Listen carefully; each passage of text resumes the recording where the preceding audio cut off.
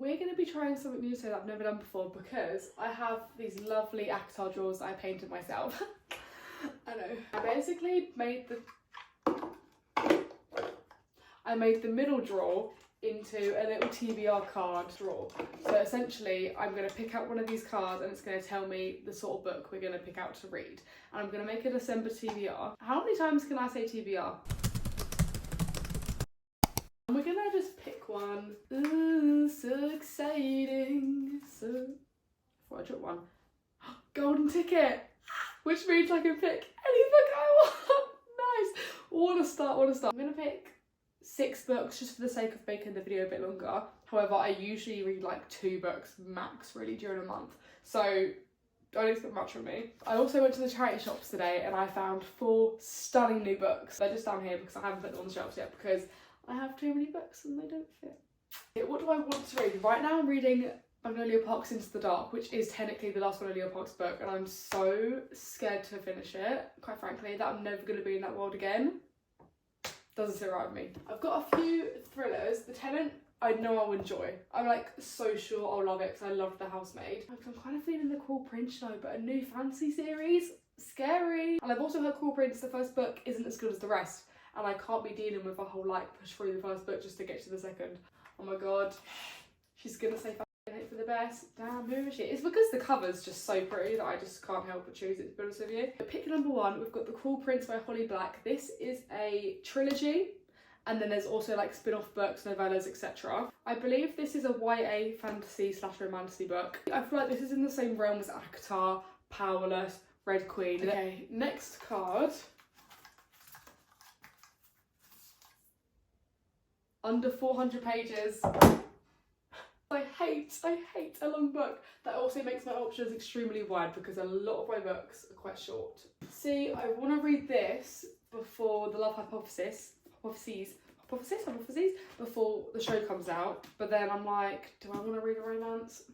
Not really. I think Genuine Fraud maybe as like a fun little thriller. Also, I'm trying to reach my book goal for the end of the year. I've got like 7 books. I think I need to do maybe 8 to reach my goal of, I think it was 30 books before the end of the year. So this is Genuine Fraud by E. Lockhart. This is the same author who wrote We Were Liars. So I saw this in the charity shop and your girl was obviously going to get it because how am I going to leave that after reading that? Only Lord knows. An intense friendship, a disappearance, a murder or maybe 2, a bad romance or maybe 3, a girl who refuses to be the person she once was, a girl who is a genuine fraud. Honestly, I'm reading it purely based on the fact that I like We Were Liars. I also saw this today again in another charity shop. So people obviously are reading it. Number 3. I can't stop singing that. You know where. No. It says classic. And funny enough, I actually recently made a TikTok video being like, when you say you're in a slump and then someone gives you a classic to read and you're like, thanks but no thanks. So that's really good. The only one I have on this shelf is Pride and Prejudice. And then,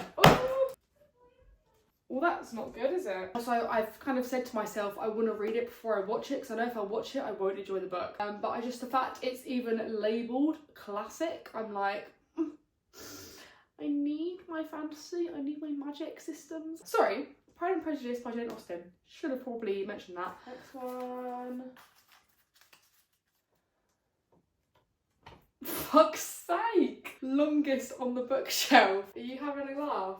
This one I'm obviously going to avoid no matter what it is because I don't have to read a long book. Obviously, Chain of Iron by Cassandra Clare. This is the second book in the Lost Hours trilogy. But if you've read Shadowhunters, this is... Shadowhunters universe is like made up of several individual series. And this is the last series of that universe. I also bought that at a charity shop and she's a stunning first edition, so I love that. I do believe my next biggest book is actually going to be the second book to Crescent City. So this is the first one, House of Earth and Blood. I haven't actually bought the second one yet because I buy them all as I'm going to read them. I feel like if I buy books and then leave it on the shelf, I don't feel the pull as much because it's sat there for a while. Like, that's so lame to admit out loud. So it would be House of Sky and Breath, which I would probably be the same amount of these. So this is almost 800. Sarah J Maas, the same author as ACOTAR and Throne of Glass. Iconic. iconic books. Once you read these books, no fantasy feels quite the same. They're just impeccable. They're just so well thought out, it's crazy. And then we've got our 5th book with a film/show adaptation. Ooh, I like this one. Oh, no, I'm okay. Oh, okay. That's an option because I really do want to read that too, to be fair. I think One of Us is Lying is a Netflix show. Lessons in Chemistry is a show. This is gonna be a show, which is not quite yet, so does it count? Questionable. Call Me By Your Name, but that is a summer vibe and I don't want summer vibes at all. I'm trying to lean away from that a bit just for the sake of having more summery books in summer, if you know what I'm saying. I'm kind of just leaning towards the whole like LGBTQ. That's it. I just love the gays, to be quite honest with you. And also this book is huge. I don't know what sort of edition this is. This is like one of them big paperbacks. Oh, I think it was bought at the airport because the back's in dollars. I've only heard good things about the show, so I feel like it's about time I read it so I can watch the show. I've also heard that the book has a lot more politics than the show, so it's a little bit longer in that sense, and I'm not really a politics person, but I can just skim that and I'll probably get the gist. This is by 𝘔𝘰𝘬𝘪𝘢𝘭𝘴, who also wrote The Pairing, I believe. And that was his summer release this year, but I kind of started it, didn't finish because I was in a slump as well. Shock horror. Book number 5, I'm excited. This has been on the list for at least 2 years, so it's probably about time. Please be a good one. Oh, fuck. Start a new series. As if I have the brain capacity to start a new fucking series. Nice. Mortal Instruments, which is the Shadowhunter universe, so that could be a good one, so I can eventually get onto that bad boy. One of Us is Lying, a thriller series, could get onto that bad boy. Fourth Wing, Swordcatcher, Atlas 6, Red Queen, God Killer. So essentially a kind of fantasy series that I've bought and have not found the time to read because they're so long and they take so long to get through, so they just sit on my shelf. On the bright side, I've bought majority of them in charity shops. I feel like that kind of makes up for the reason. It's a bit of a problem, I won't lie to you, but we'll do it that later, I guess. If I read One of Us is Lying, despite it being a series, I can't see myself continuing a thriller YA series. So I think I'm going to pick it for the sake of not having to start a new fantasy one and be like stuck in the middle of all these fantasy series. And that kind of feels like I'm cheating the system a bit, but I'm going to do it anyway because that's just life. We have One of Us is Lying by Karen McManus, I believe it said. Red Sprayed Edges, beautiful. Also bought in a charity shop. Beautiful. But this is a YA thriller. 5 students walk into detention, only 4 leave alive. Forced proximity, mystery, YA, my fave. And I also like how there's only so many characters I need to know.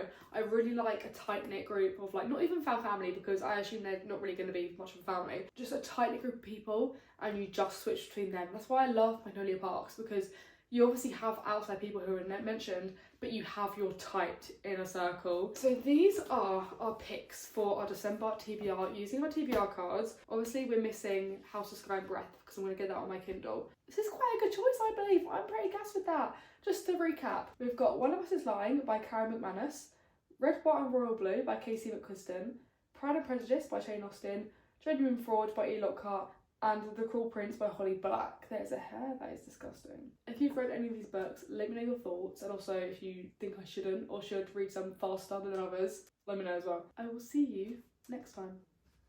I can't wait to tidy all this up.